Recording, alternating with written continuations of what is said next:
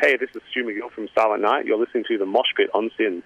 You're listening to The Mosh Pit on SYN 90.7 or streaming at syn.org.au. You're here with Stefan, and on the phone we have Stu McGill, rhythm guitarist and founding member of Silent Night. Silent Night is a power metal band from Perth and recently dropped their second album, Conquer and Command. Welcome to Mosh Pit, Stu. Hey, mate. How you going? Very good, thank you. So big things are happening for you guys. You got a new album and an Australasian tour. How are you feeling right now? Yeah, it's going pretty good, man. We're halfway through the tour or so, and the album's been really well received so far, so feeling good about it. Excellent. So what has changed in the band's sound since your debut, Master Plan, received international acclaim?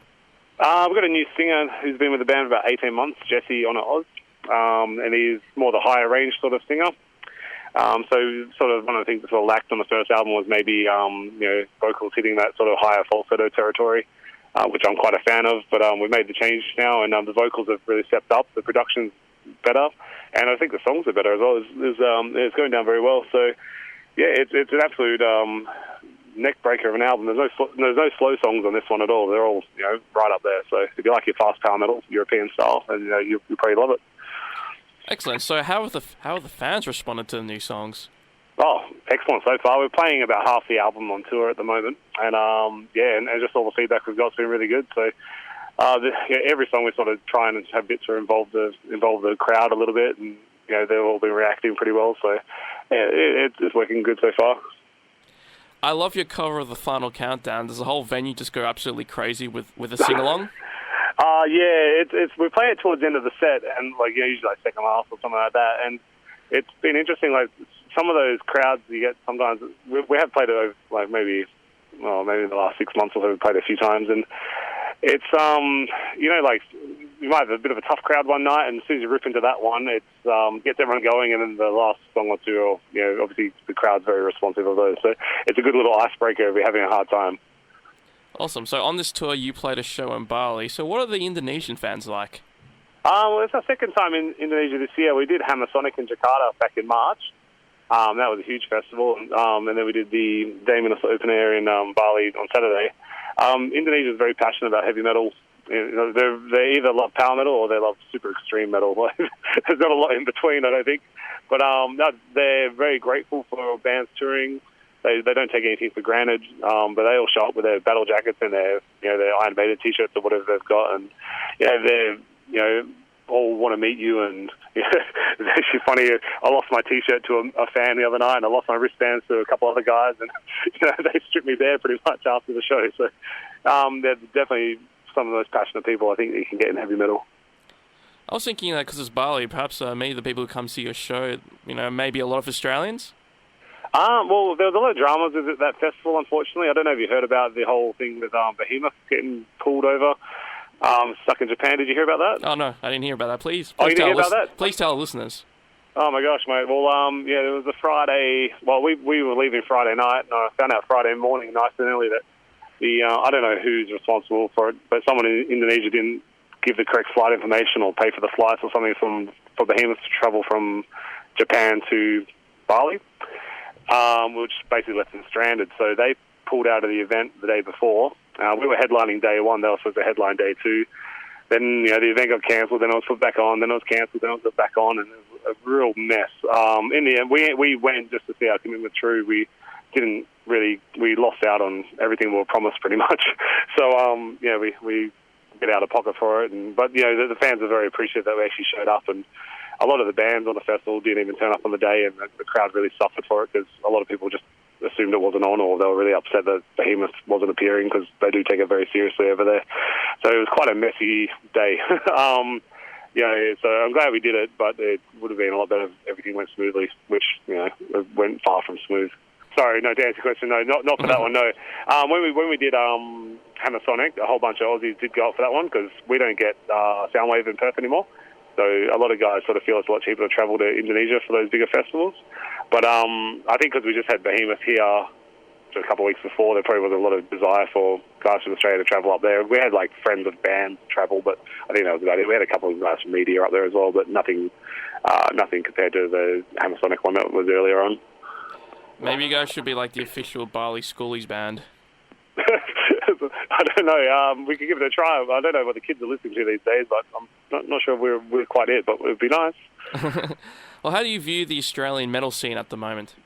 It's pretty good, man. Like, we've probably been on the East Coast maybe 5 separate occasions or something like that. Like, a lot of time in Sydney and Melbourne. And I know there's a lot of really good bands there. The crowds are sort of dwindling a little bit, I've noticed, over the last few years compared to when we first started heading over there. But, look at how many tours we've got coming at the moment. So I guess everyone's just spread really thin. Like, I know over in Melbourne you guys you had Hammerfall one night, Halloween the next night, Kiss the same week or the week before, and then Megadeth. And, like, how can you go to everything? It's not easy. Like, 5-10 years ago, we're screaming out for this sort of stuff, and I guess now everyone's getting really spoiled for choice. So, everyone's only got so much money though that they can support every band. But I know the quality is definitely there. Like, you guys got some crazy bands like Damnation's Day and Bane of Winter Storm, Harlot's doing awesome. Black Majesty's always been really good. So, definitely got quality coming out your ears. But and that's from all over the country. But yeah, just in terms of getting, I guess, being able to appeal to every punter every time is getting harder. Yeah, because we like just under an hour ago, we spoke to Kat Sproul from Horizon's Edge. Ah, yeah, Kat, yeah, I know her. Yeah. And I was talking about power metal in general. And I basically said that the only power metal band that I'd actually heard before I started doing Mosh Pit actually was Dungeons. I'm not sure if you know that band. Oh, of course, yeah. But yeah, But now I've obviously discovered get you guys Silent Night and Horizon's Edge, of course, and I think you mentioned another band before. So, what do you think of the power metal scene in Australia? It's definitely getting stronger. Like, there's a lot of really good bands. I organise a festival in Perth called Stormrider Heavy Metal Festival, which focuses on power and thrash metal bands pretty much primarily. And so that's helping to strengthen the brand over here just by bringing the good acts from the East Coast to Perth. I've noticed that, like, every year that we sort of go to do it, that the submissions are just getting bigger and bigger. There's just more bands popping up. Power metal for me has always been the best genre. Like bands like Dungeon obviously paved the way in Australia for that sort of stuff. We're the only power metal band in Perth, and we've pretty much always have been. I think Black Steel would have been the last thing close to it, and I don't know if there was anything before those guys. But the East Coast definitely rules on that sort of part. But it's improving, it's increasing. So I don't know, give it a few years, and I guess all these power metal tours come over now, so the popularity is just going to grow. So how did you start doing music, Stu? Started in high school. I think like everyone else was wanting to learn Metallica songs on guitar and stuff like that back in the 90s. So just sort of self-taught myself, just learning other songs, and sort of really started trying to take it seriously with a proper band about 5 or 6 years, maybe 6 years ago or something. So I wanted to form this band and finally do something about it rather than just sit around and dreaming about it. So we've been quite lucky so far, but we have worked pretty hard too. Okay, so how'd you form the band? You're one of the founding members, aren't you? Yeah.